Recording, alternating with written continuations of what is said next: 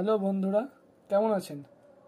আজ আপনাদের দেখাবো কি করে আপনার আধার কার্ডের আপডেটের কতগুলো লিমিট বাকি আছে। কারণ জানেন তো সব কিছুর লিমিট থাকে।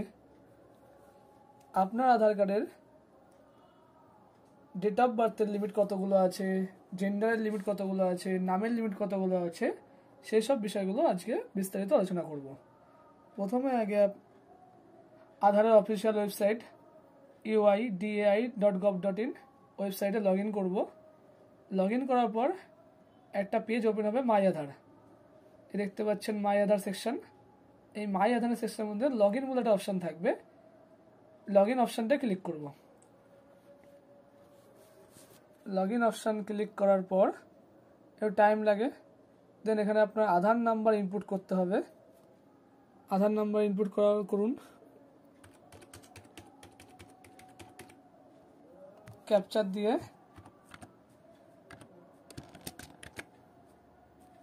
লগ ইন উইথ ওটিপিটা ইনপুট করতে হবে।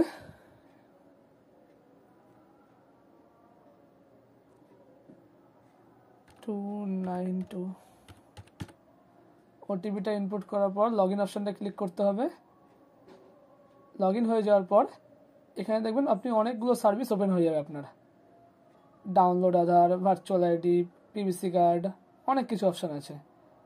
তো সেক্ষেত্রে আপনার আপডেট সেকশন দেখতে গেলে এই অ্যাড্রেস আপডেট অপশানটাই ক্লিক করতে হবে। ক্লিক করার পর এখানে আপডেট আধার অনলাইন, এখানে process to update Aadhaar online, এই অপশানটা ক্লিক করার পর এইখানে আপনার শো হবে কতগুলো আপনার লিমিট আছে। দেখুন, নামের দুটো, ডেট অফ বার্থের একটাও নেই, জেন্ডারের একটা নেই, অ্যাড্রেসটা আনলিমিটেড।